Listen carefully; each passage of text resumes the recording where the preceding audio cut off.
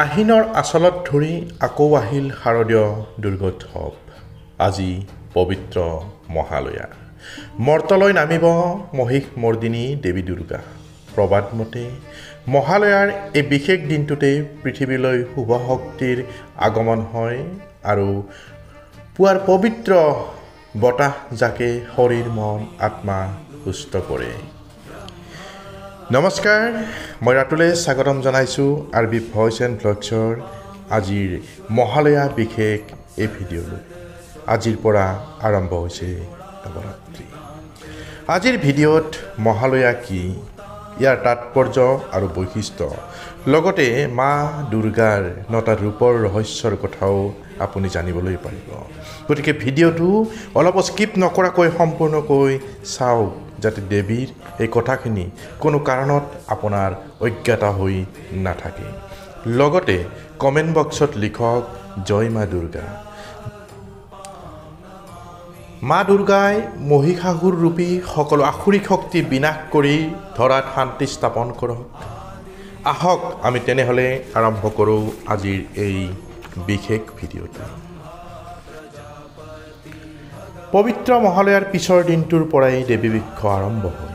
দেৱী বৃক্ষৰ প্ৰথম দিনটোত পবিত্ৰ ৰাত্ৰি দেৱীক শ্ৰী শ্ৰী শল্যপুত্ৰী ৰূপত পূজা কৰা হয়। এনেদৰে দেৱী বৃক্ষৰ 9টা দিন বা নৱৰাত্ৰিত দেৱী দুৰ্গাৰ 9টা ৰূপত পূজা কৰা হয়। এই পূজাৰ অন্তিম তথা দশম দিনটোত বিজয়া দশমী হিচাপে পালন কৰা হয়। সংস্কৃত মতে মহালয়াৰ মহা মানে পৰম, প্ৰথম অৰ্থত লয়া মানে বিলীন, দ্বিতীয় অৰ্থ আলয় মানে ঘৰ, অৰ্থাৎ ঘৰত উৎসৱৰ আৰম্ভণি। মূলতঃ যি পৰম তত্ত্বৰ পৰা সকলো তত্ত্বৰ জন্ম হয় আৰু য'ত সকলো তত্ত্বৰ বিলীন হৈ যায় সেয়াই মহালয়া। সেইবাবে কোৱা হয় যে মহালয়াত মৃত্যুবৰণ কৰা লোক পৰম গতি পায়।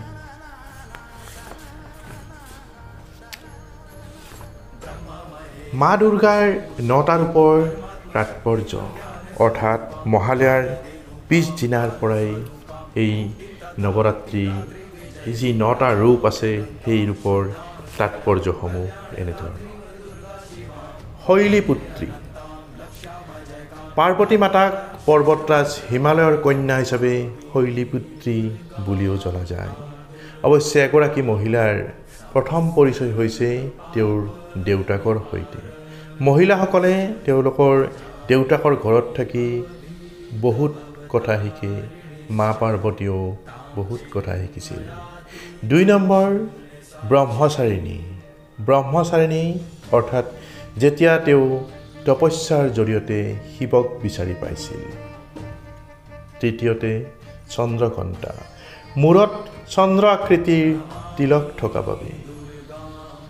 চতুৰ্থতে কুষ্মাণ্ডা, বিশ্বব্ৰহ্মাণ্ড সৃষ্টিৰ শক্তি অৰ্জন কৰাৰ পিছত তেওঁক কুষ্মাণ্ড বুলি কোৱা হৈছিল।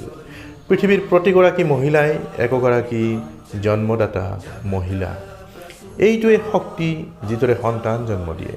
তেওঁৰ পেটত বিশ্বব্ৰহ্মাণ্ড সৃষ্টি কৰাৰ শক্তি আছে বাবে তেওঁক আন এটা ৰূপ কুষ্মাণ্ডা বুলি কোৱা হয়। স্কন্দমাতা,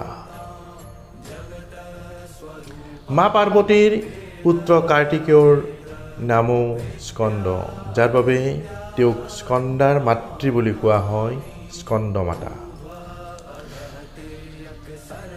কাত্যায়নী, যজ্ঞৰ জুইত ভস্মীভূত হোৱাৰ পিছত মহৰ্ষি কাত্যায়নীৰ তপস্যাত বৰদানত তেওঁ কন্যা হিচাপে জন্মগ্ৰহণ কৰিছিল, যাৰ বাবে তেওঁক কাত্যায়নী বুলি কোৱা হয়। কালৰাত্ৰি, মাতৃ পাৰ্বতী দেৱীয়ে সকলো ধৰণৰ সংকট ধ্বংস কৰিবলৈ গৈ আছে, সেয়েহে ইয়াক কালৰাত্ৰি বুলিও কোৱা হয়। মহাগৌৰী, কঠোৰ তপস্যাৰ বাবে যেতিয়া তেওঁৰ বৰণ কলা হৈ পৰিছিল, শিৱ সন্তুষ্ট হৈছিল আৰু গংগাজীৰ পবিত্ৰ পানীৰে তেওঁৰ শৰীৰ ধুই দিছিল আৰু তেওঁ বিদ্যুৎ প্ৰভাৰ দৰে উজ্জ্বল হৈ পৰিছিল। তেতিয়াৰ পৰাই তেওঁ নাম মহাগৌৰী। আৰু নৱম অৱতাৰ সিদ্ধিদাত্ৰী, এয়া মা দুৰ্গাৰ নৱম ৰূপ। তেওঁৰ প্ৰতি সম্পূৰ্ণৰূপে সমৰ্পিত ভক্তজনক সকলো ধৰণৰ সফলতা প্ৰদান কৰা হয় বাবে তেওঁক সিদ্ধিদাত্ৰী বুলিও কোৱা হয়। বৈদিক জ্যোতিষ শাস্ত্ৰ মতে অমাৱস্যাৰ আছে এক বিশেষ তাৎপৰ্য আৰু মহালয়াৰ অমাৱস্যাৰো আছে আৰু কিছু বিশেষ মহত্ব। মহালয়াত অমাৱস্যাৰ দিনা পূৰ্বপুৰুষক শ্ৰদ্ধা জনাই হিন্দু শাস্ত্ৰ অনুযায়ী তৰ্পণ কৰা হয়। এই তৰ্পণৰ জৰিয়তে পূৰ্বপুৰুষক জলাভিষেক কৰাৰ প্ৰথা আছে। সেয়েহে এই অমাৱস্যাক সৰ্বপিত্ত অমাৱস্যা বুলিও কোৱা হয়। কিন্তু তৰ্পণ কেতিয়া হ'ব তাৰ সময় নিৰ্ভৰ কৰে মহালয়াৰ অমাৱস্যাৰ তিথি কেতিয়া পৰে তাৰ ওপৰত। মহালয়াৰ দিনটোৰ ইমানেই তাৎপৰ্য আছে যে মহিষাসুৰক বধ কৰিবলৈ ব্ৰহ্মা বিষ্ণু মহেশ্বৰে লগ লাগি সৃষ্টি কৰিছিল মা দুৰ্গাৰ। মহালয়াৰ দিনটোত দেৱীৰ চকু দান হৈছিল।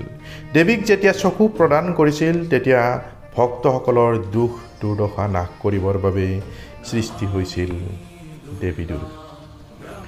জনবিশ্বাস অনুসৰি মহালয়াৰ দিনা ৰাতিপুৱা ধৰাৰ বুকুলৈ নামি আহে দেৱী দুৰ্গা। মহালয়াৰ দিনা ৰাতিপুৱা প্ৰাতঃভ্ৰমণ কৰিলে লাভ কৰা হয় মা দুৰ্গাৰ বিশেষ আশীৰ্বাদ। মাৰ আশীৰ্বাদ পাবৰ বাবে ৰাতিতে উঠি প্ৰাতঃভ্ৰমণ কৰে।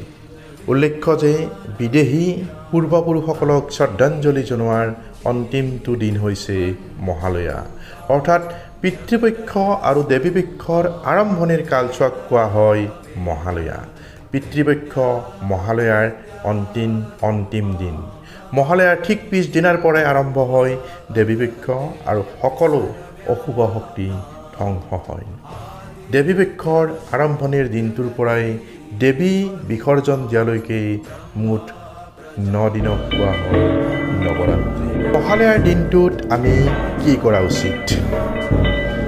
প্ৰিয় দৰ্শকসকল, যদি আপোনালোকে এই ভিডিঅ'টো মহালয়াৰ পিছতো চাইছে তেতিয়াহ'লে আপোনালোকে এই কথাখিনি মনত ৰাখিব অথবা আপোনাৰ আপোনজনলৈ এই ভিডিঅ'টো শ্বেয়াৰ কৰি দিব, কাৰণ এই কথাখিনি প্ৰতি বছৰে আপোনাৰ কামত আহিব।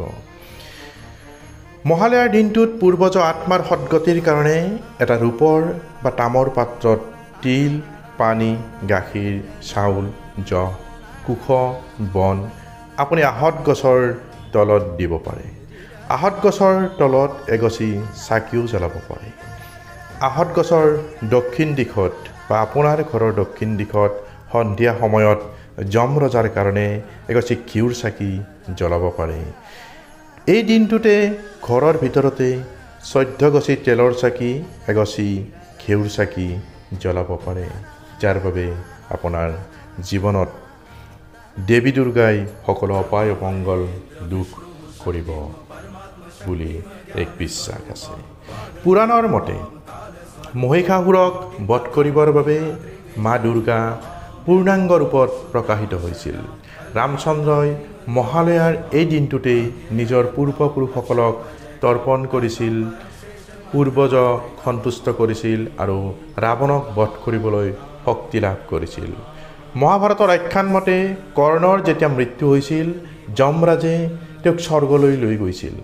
যিহেতু তেওঁ বহুত ভাল কাম কৰিছিল, স্বৰ্গলৈ যোৱাৰ পিছত ইন্দ্ৰই তেখেতক সোণ ৰূপ হীৰা খাবলৈ দিলে। তেতিয়া কৰ্ণই ইন্দ্ৰক কৈছিল যে তেওঁ সেইবিলাক খাব নোৱাৰিব। তেতিয়া ইন্দ্ৰই কৈছিল, তোমাৰ জনমকালত তুমি বহুতক সোণ ৰূপ হীৰা দান দিছিলা, কিন্তু তুমি কাকো খাদ্য নোখোৱালা বা তৰ্পণ নকৰিলা। গতিকে তোমাৰ পূৰ্বপুৰুষসকলে তোমাক খাদ্য যোগান ধৰাত অপৰাগ।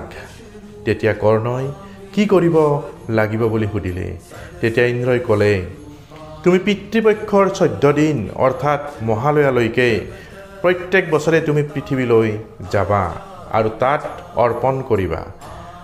তেতিয়াহে তুমি ইয়ালৈ আহিলে খাদ্য গ্ৰহণ কৰিব পাৰিবা।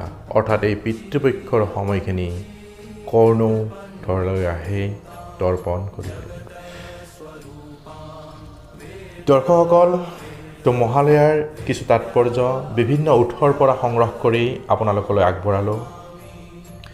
এই তাৎপৰ্যসমূহৰ যদি আপোনালোকে কিবা আখুৱা আপোনালোকৰ সন্মুখত ধৰা পৰিছে বা আপোনালোকে যদি আৰু কিবা কথা জানে তেতিয়াহ'লে কমেণ্ট বক্স খোলা আছে তাত কমেণ্ট কৰি আপোনালোকে সকলোখিনি জনাব আজিৰ ভিডিঅ' সামৰণি মৰাৰ আগে আগে দুৰ্গা দেৱীৰ ওচৰত এই প্ৰাৰ্থনা আমাৰ পৃথিৱীৰ পৰা সকলো অপায় অমংগল দূৰ হওক অসুৰৰূপী মহিষা অসুৰৰূপী সকলো শক্তিৰ বিনাশ হওক শান্তি হওক এই কামনাৰে আজিৰ ভিডিঅ' সামৰণি মাৰিছোঁ পৰৱৰ্তী ভিডিঅ'ত লগ পাম ধন্যবাদ